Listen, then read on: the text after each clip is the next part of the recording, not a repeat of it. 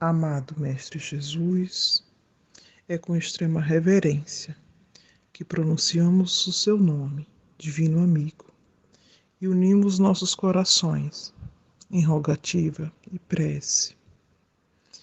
Queremos atender ao chamado de dar testemunho de confiança na providência divina em todos os momentos que julgamos difíceis em nossas vidas. Já nos enviastes o Consolador prometido, capaz de responder que todas as vicissitudes da nossa vida presente têm uma causa justa, que somos sim amparados pela bondade infinita de nosso Pai Criador a nos fortalecer nas lutas cotidianas.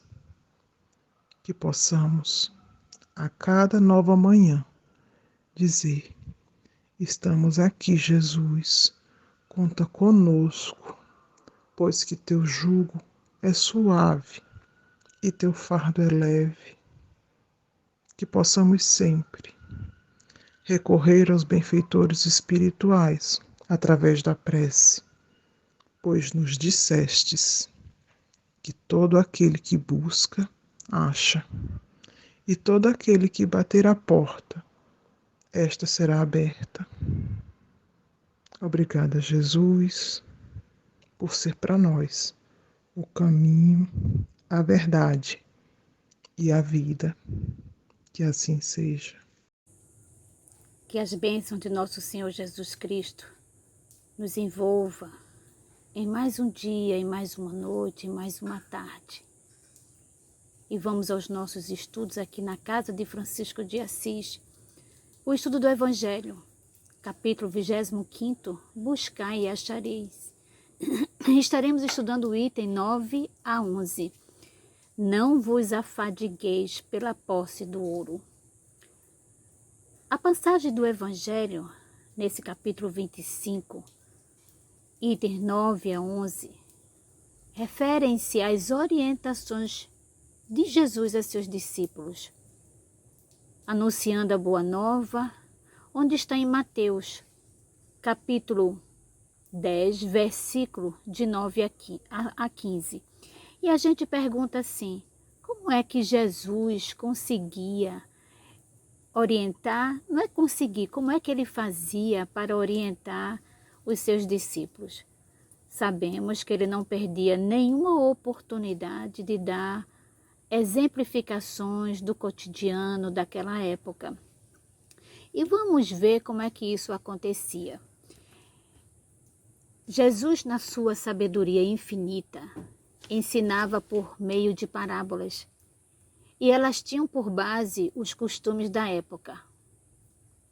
As interpretações devem ser feitas dos estudos do Evangelho, levando em consideração o contexto da época, porque era muito diferente do que vivenciamos hoje. Por isso, o cuidado que devemos ter com as interpretações para não tomá-las ao pé da letra. Então, essa parábola apresenta 3 pontos que eu destaquei: confiança, caridade e humildade. Então vejamos. Não vos afadigueis por possuir ouro, ou prata, ou qualquer outra moeda em vossos bolsos. Não prepareis para a viagem nem 2 sacos, nem calçados, nem cajados. Portanto, aquele que trabalha merece sustentado. Aqui ele está trazendo para os seus apóstolos a confiança na providência. E toda a mensagem de Jesus tem um sentido moral profundo. O sentido moral dessa passagem está na confiança na providência, como eu falei anteriormente. Naquela época, de acordo com os costumes patriarcais, o viajor encontrava sempre acolhida pelo caminho. Mas o número de viajores era muito pequenos. Então eles não precisavam se preocupar com as provisões. Hoje Jesus certamente não diria a seus apóstolos: ponde-vos a caminho sem provisões. A confiança na providência. O que podemos entender por isso? Estamos estudando o capítulo 25, que é buscai e achareis. Nesse capítulo, nós encontramos os temas: ajuda-te a ti mesmo que o céu te ajudará. Observai os pássaros do céu e não vos fadigueis pela posse do ouro. E com isso, eu vou lhes contar uma história de um rei que queria deixar sua coroa para um de seus filhos, mas não sabia como escolher qual deles estava preparado para realmente receber a coroa. Então vejam que linda mensagem no livro Alvorada Cristã, pelo espírito Neio Lúcio, com a psicografia de Francisco Cândido Xavier. O título é O Grande Príncipe. Um rei oriental, poderoso e sábio, achando-se envelhecido, doente, cansado, reuniu os 3 filhos. Deu a cada um deles 2 camelos carregados de ouro, prata e pedras preciosas e determinou-lhes: gastai esses tesouros em viagens pelo reino durante 3 meses, com a obrigação de voltarem logo após, a fim de que ele pudesse efetuar a escolha do príncipe que o sucederia no trono. Terminado o prazo estabelecido, os jovens regressaram à casa paterna. Os 2 mais velhos exibiam mantos riquíssimos e chegaram com enorme ruído de carruagem, chamando a atenção das pessoas. Mas o terceiro filho vinha cansado e ofegante, arrimando-se a um bordão qual mendigo, despertando a ironia e o assombro de muita gente. O rei bondoso abençoou os 3 filhos discretamente e dispôs-se a ouvi-los perante compacta multidão. O primeiro filho aproximou-se, fez larga reverência e notificou: meu pai e meu soberano, viajei em todo o centro do país e adquiri para teu descanso um admirável palácio, onde teu nome será venerado para sempre. Comprei escravos vigorosos que te serviam e reuni nesse castelo, digno de ti, todas as maravilhas de nosso tempo. Dessa moradia resplandecente, poderás governar sempre, honrado, forte e feliz. O monarca pronunciou algumas palavras de agradecimento, mostrou amoroso gesto de aprovação e mandou que o segundo filho se adiantasse. Meu pai e meu rei, exclamou contente, trago-te a coleção de tapetes mais ricos do mundo. Dezenas de pessoas perderam o dom da vista a fim de tecê-los. Aproxima-se da cidade uma caravana de 20 camelos, carregando essas preciosidades que te ofereço, ó augusto dirigente, para revelares tua fortuna e poder. O monarca expressou gratidão numa frase carinhosa e recomendou que o mais moço tomasse a palavra. Então, o filho mais novo, cansado, mal vestido, ajoelhou-se e falou então: amado pai, não trouxe qualquer troféu para o teu trono venerável e glorioso. Viajei pela terra que o Supremo Senhor te confiou, de norte a sul e de leste a oeste, e vi que os súditos esperam de teu governo a paz e o bem-estar, tanto quanto o crente aguarda a felicidade da proteção do céu. Meu pai, nas montanhas encontrei a febre devorando corpos mal abrigados, e movimentei médicos e remédios em favor dos sofredores. Ao norte, meu Pai, vi a ignorância dominando milhares de meninos e jovens desamparados, e instalei escolas em nome de tua administração justiceira. A oeste, nas regiões pantanosas, fui surpreendido por bandos de leprosos, e deles conveniente asilo em teu nome. Nas cidades do sul, notei que centenas de mulheres e crianças são vilmente exploradas pela maldade humana, e iniciei a construção de oficinas em que o trabalho edificante as recolha. E nas fronteiras, conheci inúmeros escravos de ombros feridos, amargurados e doentes, e libertei-os, anunciando-lhes a magnanimidade de tua coroa. A comoção interrompeu. Fez-se grande silêncio e viu-se que o velho soberano mostrava os olhos cheios de lágrimas. O rapaz cobrou novo ânimo e terminou, dizendo assim: perdoa-me se entreguei teu dinheiro aos necessitados. E desculpa-me se regresso à tua presença envolvido em extrema pobreza, por haver conhecido de perto a miséria, a enfermidade, a ignorância e a fome nos domínios que o céu conferiu às tuas mãos benfeitoras. A única dádiva que te trago, amado Pai, é o meu coração, reconhecido pelo ensinamento que me deste, permitindo-me contemplar o serviço que me cabe fazer. Não desejo descansar enquanto houver sofrimento neste reino, porque aprendi contigo que as necessidades dos filhos do povo são iguais às dos filhos do rei. O velho monarca, em pranto, muito trêmulo, desceu do trono.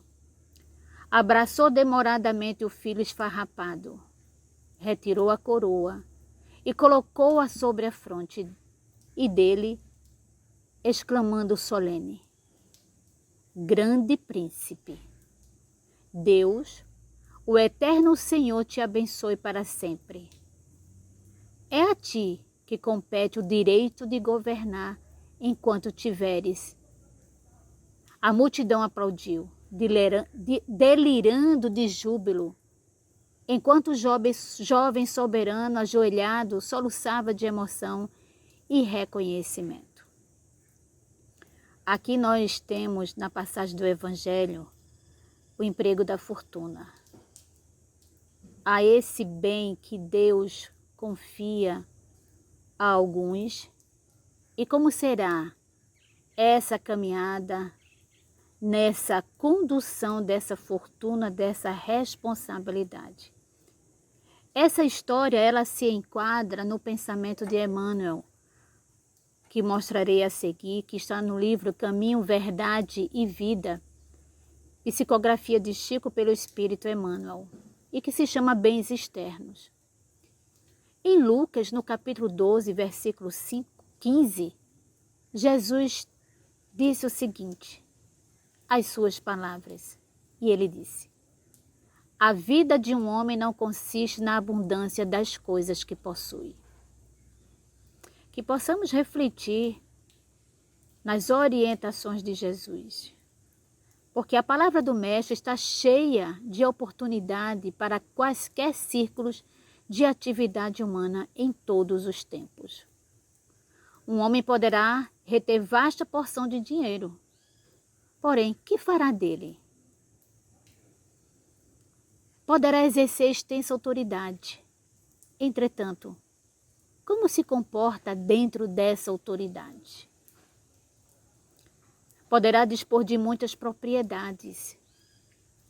Todavia, de que modo utiliza os patrimônios provisórios?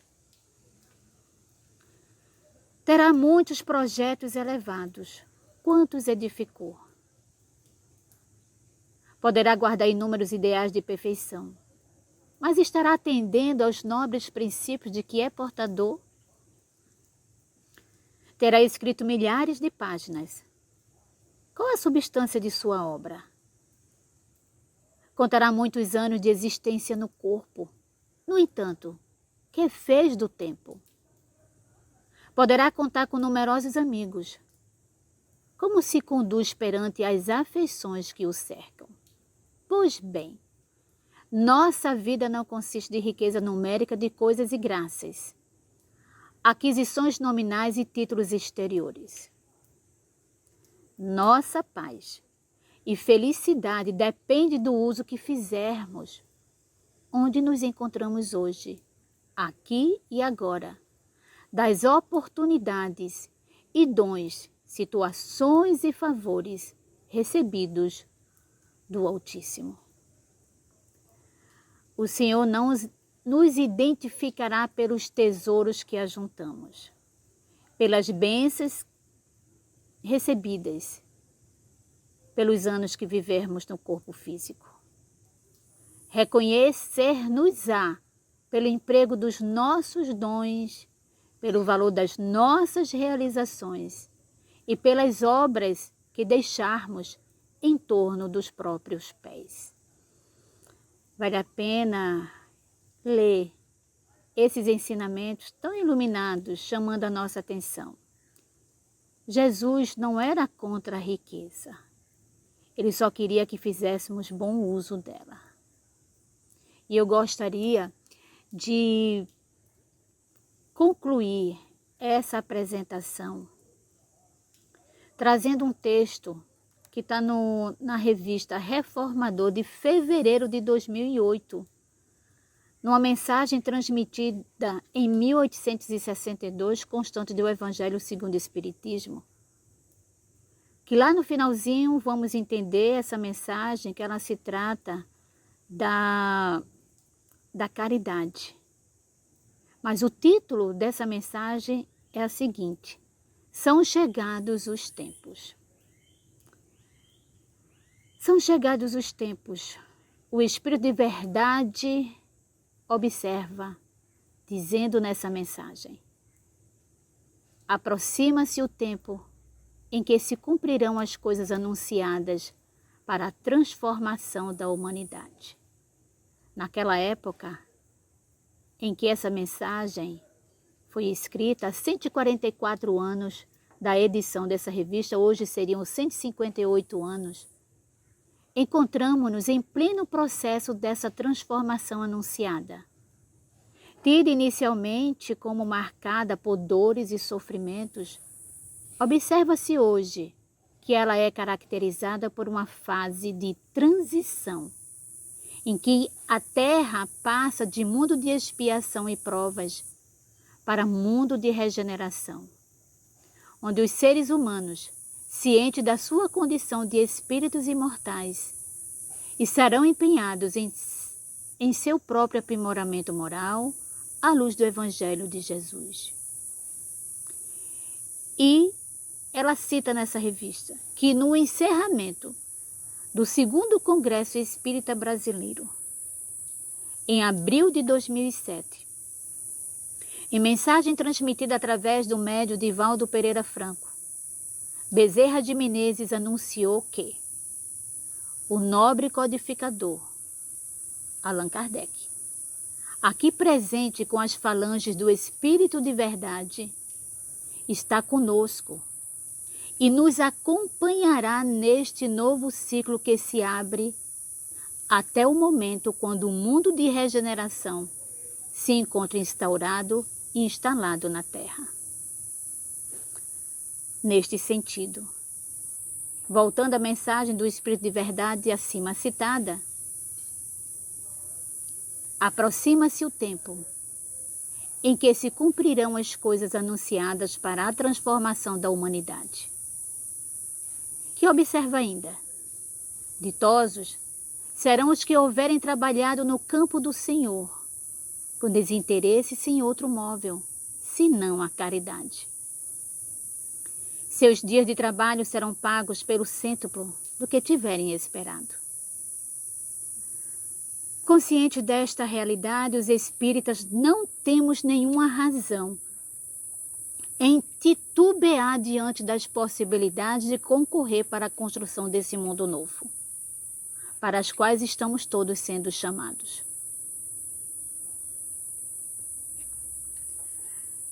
E assim, meus amigos, deixo essa mensagem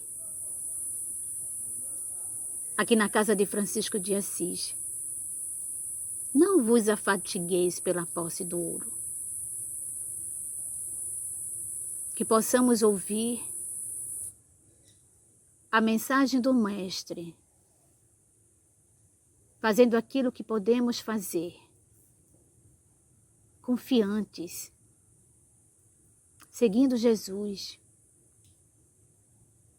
confiando na providência divina, praticando a caridade, o amor ao próximo e praticando a humildade.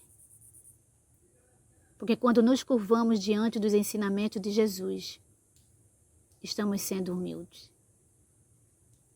Agradeço a oportunidade de, nesse momento, estar aqui, contribuindo um pouco para amenizar as dores e trazendo a esperança que a doutrina espírita traz para todos nós. É esse manancial de bênçãos, de luz, de amor de Jesus, que a doutrina espírita proporciona em nós, caminhando, seguindo com Jesus e Kardec sempre. Que a paz de nosso Senhor Jesus Cristo envolva todos nós no dia de hoje. E vamos agora nos preparar para a nossa prece. E que possamos dizer assim: amado Mestre Jesus, és o nosso guia, o nosso modelo. Te agradecemos por essa oportunidade de poder passar um pouco dos teus ensinamentos, tão grandiosos, mas ainda timidamente passamos, Jesus. Rogamos as tuas bênçãos por todos nós, por todos os nossos irmãos em sofrimento, que nesse momento se encontram muitos sem te conhecer ainda, em desespero. Mas sabemos que bons espíritos, fazendo parte do rebanho de Jesus, estão a ajudar, a acolher, a acalmar a todos nesse momento. Que possamos confiar em Deus, nosso Pai, em nossa Mãe Maria, que as tuas bênçãos de luz, de esperança, envolva a todos nós, trazendo a paz que tanto precisamos. Que tuas bênçãos amorosas envolvam a todos nós, hoje, agora e sempre. Que assim seja com a graça de nosso Senhor Jesus Cristo.